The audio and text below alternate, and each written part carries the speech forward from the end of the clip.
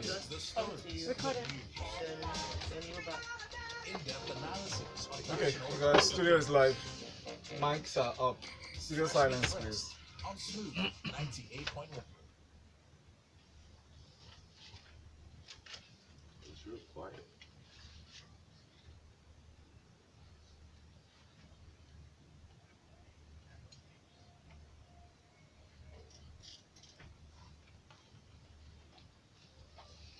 Good morning, Lagos, and thank you for joining us in Smooth 98.1. You're listening to Smooth Breakfast with Ayo. I'm Valentine. And this morning, inside of Freshly Pressed 981, that brings you a detailed analysis of newspaper stories, we have joining us to analyze these stories Justin Ijeh, as the same name as well as his handle on Twitter. Good morning, Justin. Morning, Val. Morning, Nigeria. Good morning to you.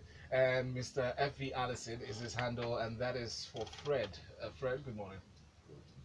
Good morning to you. We have Nnamdi Ake joining us this morning as well. What's up, Lagos? Hi, Nnamdi. How you feeling? At Good. Nnamdi Ake is his handle on Twitter.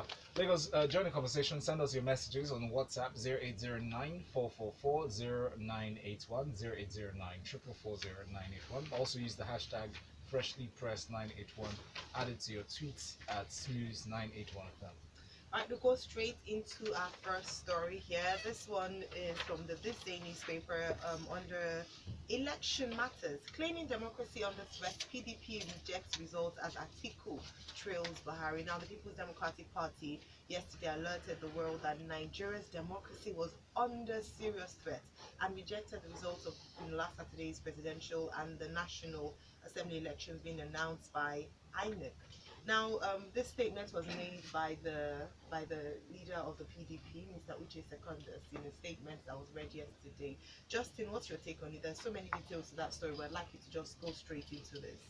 Well, the details in the story are simply pointers to what we've all lived the past 72 hours. Okay. The Nigerians stepped out on Saturday. Yeah. To cast their ballots, and the drama began. Now we have accusations from the opposition party, which is the PDP. The main opposition party. The main, But there are sorry, over yes, 70 opposition there are parties. over, yes, and that's another talking point. Yeah? The main opposition parties are alleging malpractice. This is typical to every election cycle. Okay. Yeah. Now, whether it's a case of crying wolf remains to be seen. But they are asserting that there's been underhanded activity going on, and they are being deprived of votes that they had validly collated as individual polling units in several places across the country. Now, Mr. Secondus was careful to say that this complaint is only restricted to areas where it had already identified sharp practices. In other words, he's saying, hey, we're complaining, but we're not complaining about everything everywhere. We're complaining about this thing here, not there. Where we want, it's okay. So this is the typical back and forth horse trading type of conversation that we have between the two main parties every time. Are we tired of it? I dare say on behalf of Nigerians that we are. Were there irregularities? Yes, it played out in front of everybody. What sort of irregularities would you identify from Saturday's elections? Oh well, so things like ballot snatching. We saw the videos being circulated. Did happen. Yeah. I know of a couple of places where I had people on the ground reporting that this is what happened here. Yeah. But I mean, staying on top of the story, this is what they are saying. Now, what's the opposition say? What's the main incumbent party saying? Yeah. Speaking for his party, Mr. Festus Keyamo SAN has said that the elections were free and fair. Naturally, that's what you would expect from them. But for me, okay, we are still awaiting final results, right? Exactly. That's what is also mentioned. 72 hours and Afterwards, counting. yeah. I'm not going to rehash the Senegal comparisons, okay, but it is extremely embarrassing for me to watch that thing that we watched on TV every time we have elections. People sit down, we are cutting pieces of paper from all nooks and crannies of the country, and it's interesting, you know, that we can get these ballots to all the nooks and crannies of Nigeria, Yeah. but we can't seem to get basic amenities to those same communities. Thank you Now very much. think about that. All right, that's food for thought right there. Let's get your comments on Twitter and of course on WhatsApp as well. 0809 444 0981. Now, still talking on election matters, Fred, I'll bring this to you. Akpabio, Ajimobi, Dampambo, 22 senators lose senatorial election. Now, 2 outgoing governors and a former governor, as well as some sitting senators, have lost their seats from reports. Results have been announced following the elections on Saturday. What's your take on this, Fred? I'm going to try and, Justin was very good in leaving out all the emotions in his expression. I would appreciate the same from you. Thank you. Okay, so what I would say in regards to the election, right, is that this, in regards to the Senate House and the results we're seeing so far, right? So there are 109 Senate seats, and 66 of them right now have been changed. There's still 41 results that haven't been mentioned yet, so there might be some changes there. This goes to show, in this instance, we're seeing a move from what used to happen in the past. So you're governor for maybe 4 years, 8 years, it's almost automatic you're going to get a Senate seat. So it means that the people are now starting to really participate and make their choices made, because if a current trend is changing, it's just an indication that people are more involved and they're indicating they're involved in what's happening. Right. I would want to say, I hope this was what we would say across the board, but unlike Justin, as I said, he said I should leave my emotions out of it. All right. Let's go to the comments actually. Now you've mentioned some people have said that the Senate has become a retirement home for sitting governors, and Yes. this has moved away from the norm whereby it was almost automatic that they would get their ticket. Yes. MI from Akoka here says, I think the umbrella should wait till the results all trickle in, else they might just hit up the polity.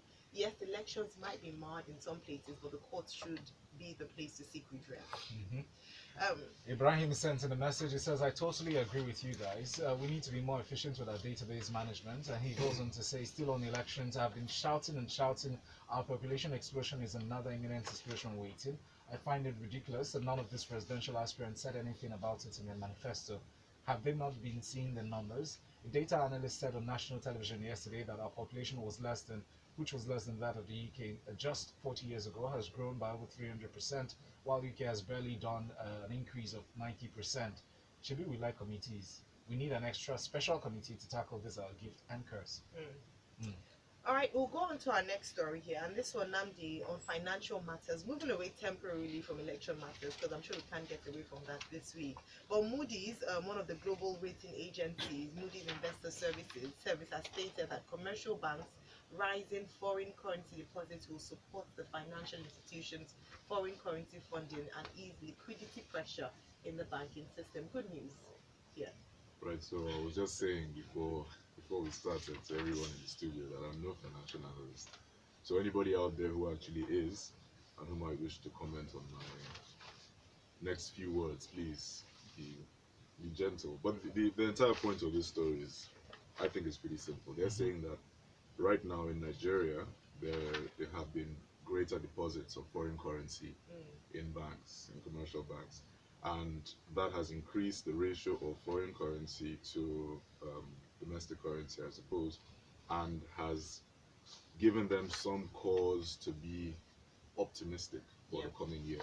Because in actual fact, the story is reporting that several banks have euro bonds and other such debts maturing this year in the hundreds of billions and the billions. For instance, they're saying that Nigerian banks altogether have $2.8 billion of Eurobonds outstanding, 1.1 billion of which matures this year.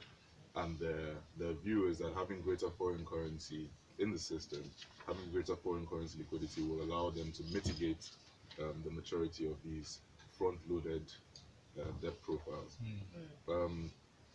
I think that in essence, some of the shocks that they're talking about that the system might anticipate include such things as, I read recently that OPEC in the United States, there's a suit against OPEC with regards to cartelization. It's an antitrust suit. Anyone who knows about the US as a jurisdiction for antitrust knows that they're very aggressive in pursuing anybody who seems to stall competition in the market. Yeah. Now, if OPEC gets sued successfully in the United States, it means that generally they'll be unable to control production in the way that they have over the last few years. Yes.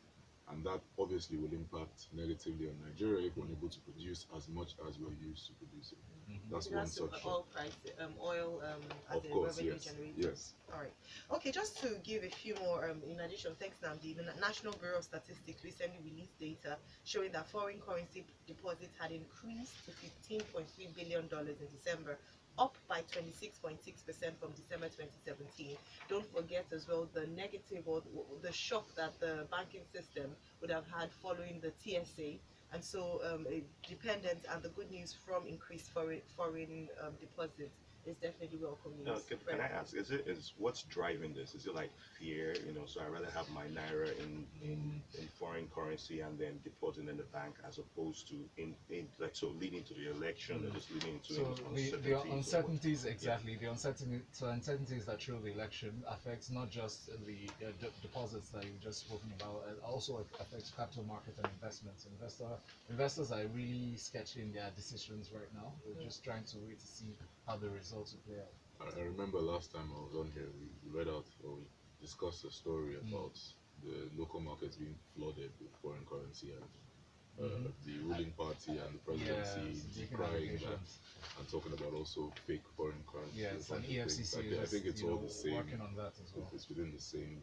All right, thank you very much indeed. Now, don't forget, we are still taking your messages.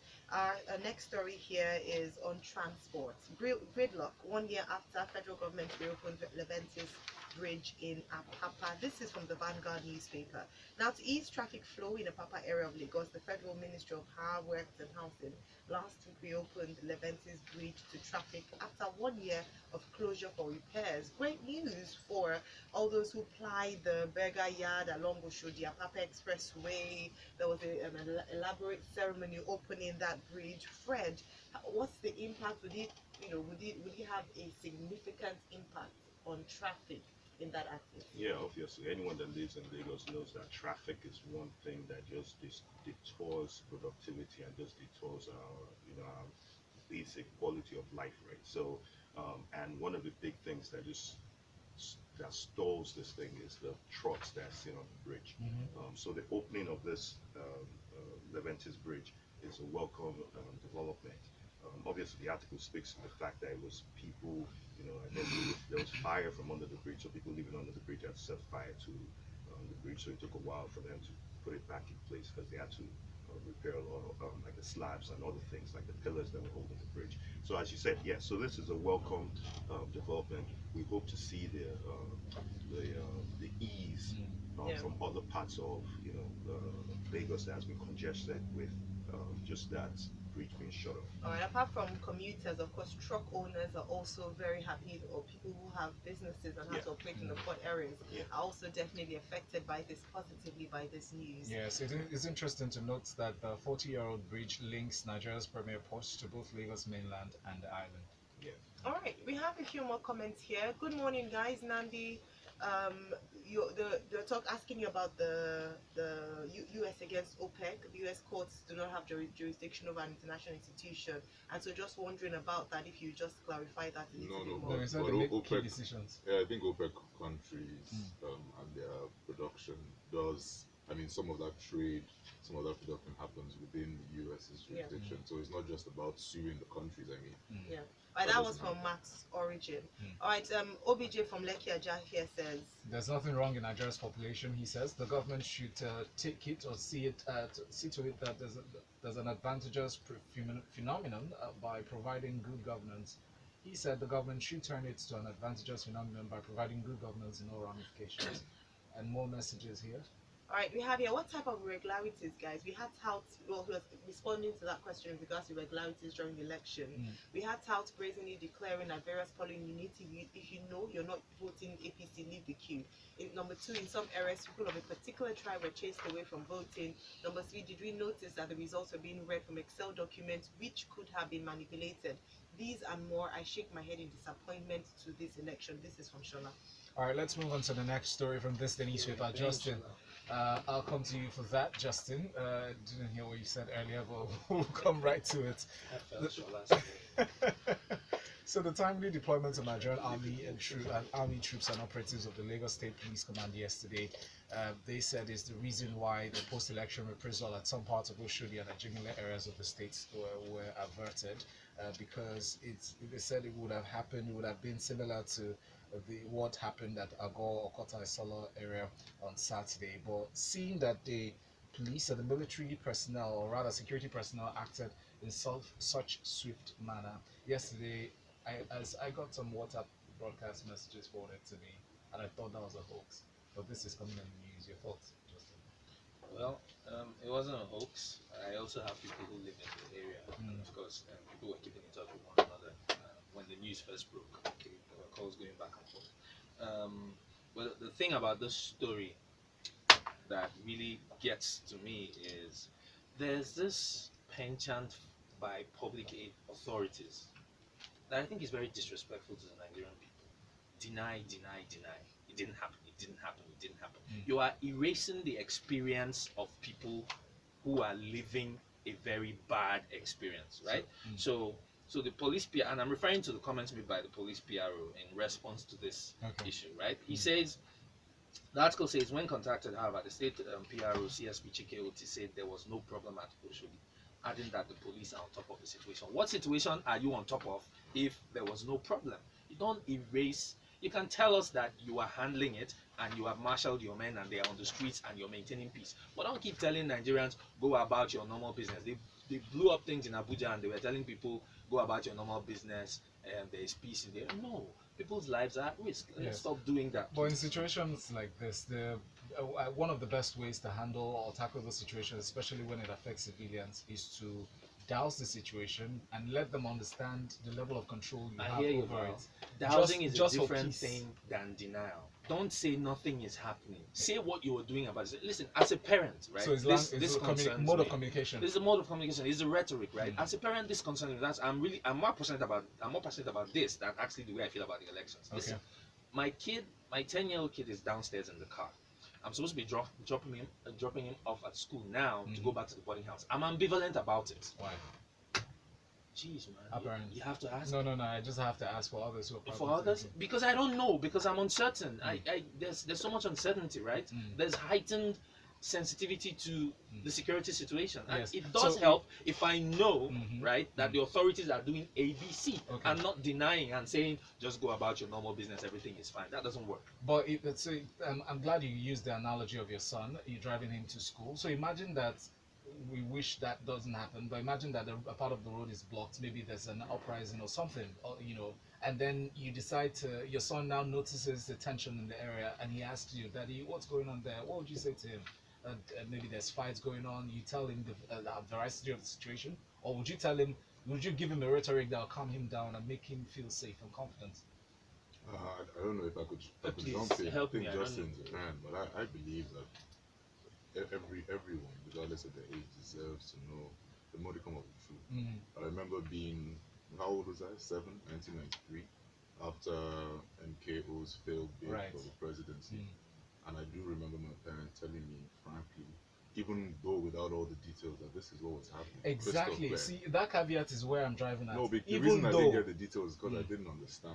It didn't matter to me, but it's different when you're speaking to an electorate that is of age. Yes, but we cannot assume that every part of the electorate has the same level of intelligence. No, people died. So when people are dying, it's important for respect to those lives to be able to say the situation is being contained. But to deny it, different thing. I understand. We will let you go. This one. Well, I'm not saying deny. I'm just saying manage the Have you heard the information properly. Wing Commander Chimda Hedima. Google him. Chimda Hedima was the Air Force officer who was shot down by Boko Haram in 2013-14, shot down, captured alive, beheaded. The Air Force came out and denied it That until cannot after. be excused at all. That singular incident, no. It's the same principle playing out. Don't deny it. Thank you. Acknowledge it and then say what's being done. Thank you, Justin. Let's move on to the next story very quickly. We'll take messages that are coming in now. Yeah, we have some on Twitter actually. We haven't taken from Twitter in a while. You can follow us at Smooth91FM and use the hashtag Pressure91. If the PDP should reject election results that should include results of states they have won also, I think the PDP and all political parties should stop this crybaby attitude when some result is not in their favor. It should be more about credible, free, fair elections. This is from Samuel Linus on Twitter. We also have from Steve Obiako, who says, what's free and fair to Keyamo in an election that about 27 Nigerians died and many are hospitalized? That's from Steve Obiako on Twitter. From WhatsApp? From WhatsApp, we have this one in no name. Okay, Uwama Chigoze from Yankwaja. Thank you for sending this one. It says now that the people no, we don't encourage tribalistic messages here, please. Yinka says, my people, let's get something right. In the build-up to the elections, the president made some pronouncements with respect to snatching the ballot box at the expense of your life. I think the Demela dude that got the beating of his life falls perfectly in that category. No one has the monopoly of violence. Did you guys see the way the policeman was acting among those guys? It's a shame. Police needs training. Our next story. Actually, I give that guy some kind of credit because he was all alone, and he was trying to maintain some kind of order to an extent. All right, let's move on to the next story. Premium Times has this one: alleged fraud. Ex-minister Alison Maduke's absence